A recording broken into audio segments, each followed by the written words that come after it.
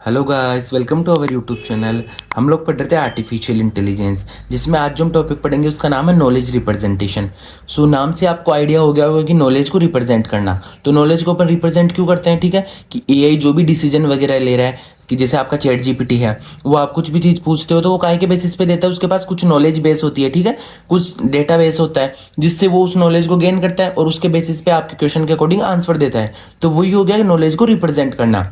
So knowledge representation is a technique in AI use to store, organise and represent knowledge. किसमें काम आती है knowledge representation? Knowledge को store करना, organise करना एंड रिप्रेजेंट करना, ठीक है, in form that computers can understand, use to solve problems and make decisions. तो कंप्यूटर उसको समझ सके इजीली एंड उसके बेसिस पे डिसीजन ले सके, प्रॉब्लम सॉल्व कर सके। तो ये क्या हो गया, एक नॉलेज रिप्रेजेंटेशन क्या होता है। सो इसकी सिंपल डेफिनेशन क्या होगी? Knowledge representation allow an AI systems to think, reason and answer the questions like humans. ठीक, तो ये हो गया नॉलेज रिप्रेजेंटेशन क्या होता है।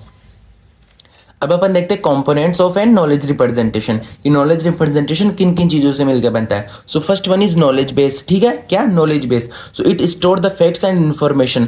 तो वो क्या हो गया नॉलेज का बेस, जिसमें अपन जितनी भी नॉलेज की फैक्ट्स है, उसकी इन्फॉर्मेशन है, उन चीजों को स्टोर करेंगे। Second one is inference engine. क्या है इन्फेरेंस इंजन? ये क्या काम करेगा? Use logical rules to derive new knowledge, ठीक है, कि लॉजिकल रूल्स का यूज करके अपन न्यू नॉलेज डेराइव करें, तो वो हो गया inference engine.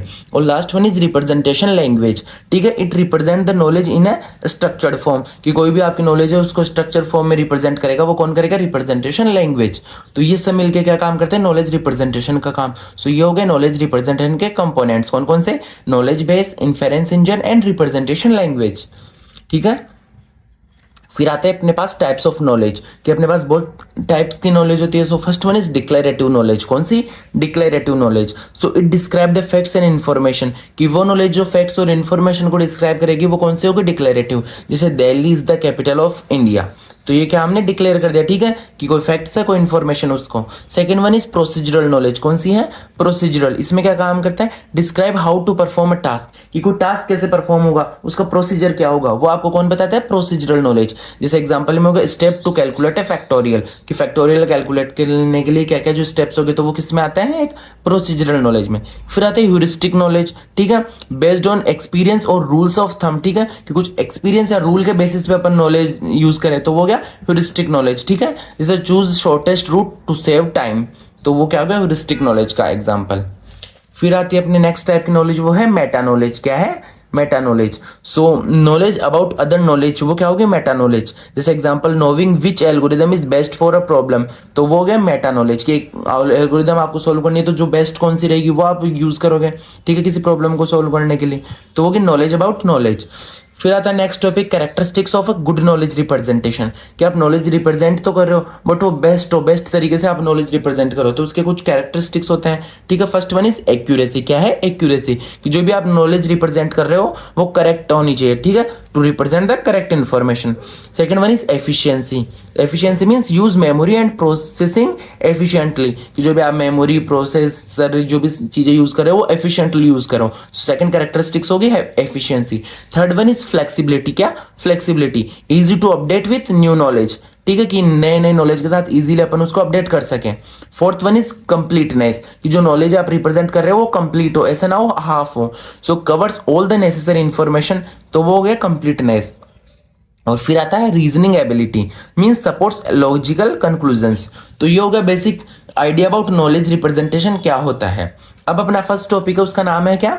Knowledge representation using predicate logic, ठीक है, कि प्रेडिकेट लॉजिक का यूज करके अपन नॉलेज को रिप्रेजेंट करें। तो एक तो अपन क्या पास होता है प्रोपोजिशनल लॉजिक, जिसमें अपन नॉलेज को डायरेक्टली नॉर्मल वे में रिप्रेजेंट करें। एक होता है प्रेडिकेट लॉजिक, ठीक है, जिसमें डायरेक्टली रिप्रेजेंट नहीं करते। तो कैसे क्या करते हैं वो अपन देखेंगे वन बाय वन, फिर अपन देखेंगे difference between propositional logic and predicate logic. So सबसे पहले अपन देखते हैं प्रेडिकेट लॉजिक को अपन क्या बोलते हैं? फर्स्ट ऑर्डर प्रेडिकेट लॉजिक, ठीक है। तो अगर फर्स्ट ऑर्डर प्रेडिकेट लॉजिक आ जाए या प्रेडिकेट लॉजिक आ जाए, दोनों एक ही चीज है। So it is an method of representing knowledge in AI using predicates, variables, constant, functions and quantifiers, कि predicates, variables, constant, functions, quantifiers, इन सब का यूज करके अगर अपन नॉलेज को रिप्रेजेंट कर रहे हैं तो वो क्या होगी? प्रेडिकेट लॉजिक का यूज करके, ठीक है। So it is more powerful than prepositional logic. ये प्रोपोजिशनल लॉजिक से ज्यादा पावरफुल है, क्यों? Because it can represent objects, their properties and there relationships, because prepositional logic में तो अपन डायरेक्ट नॉलेज को रिप्रेजेंट करते हैं, बट इसमें अपन ऑब्जेक्ट्स, उनकी प्रॉपर्टीज, उनके रिलेशनशिप्स, इन सबको बताता है।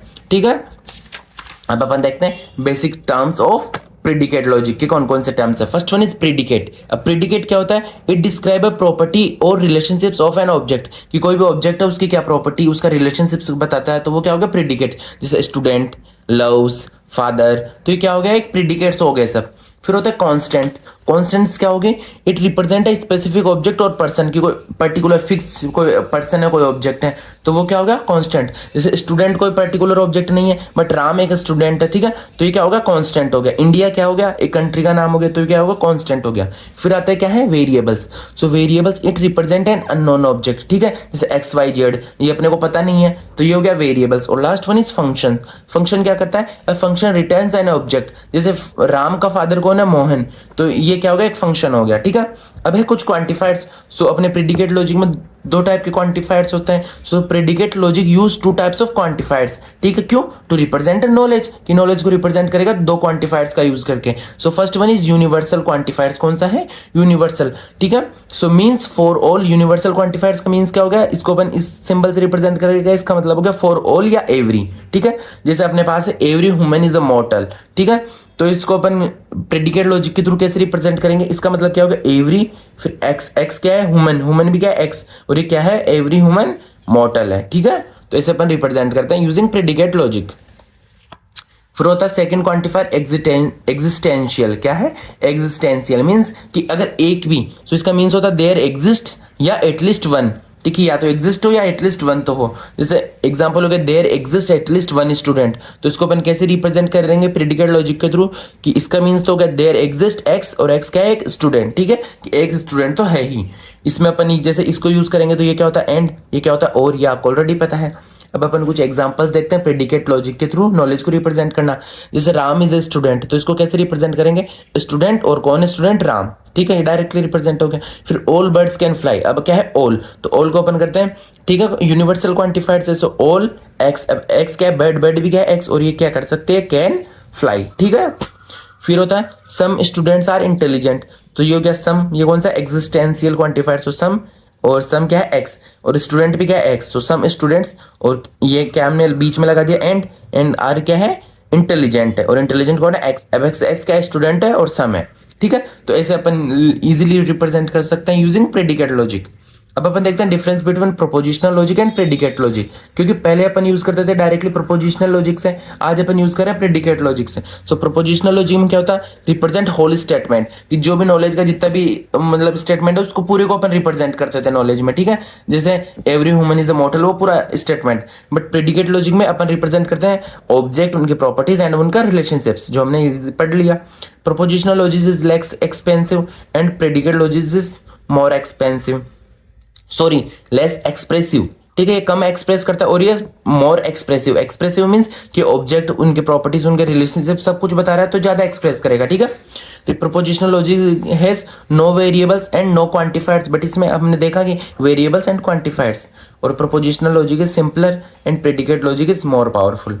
तो इसी के साथ अपना basic introduction about knowledge representation यही कंप्लीट होता है। अगर आपको ये टॉपिक या किसी भी टॉपिक को डाउट हो तो आप कमेंट करके पूछ सकते हो। Thank you.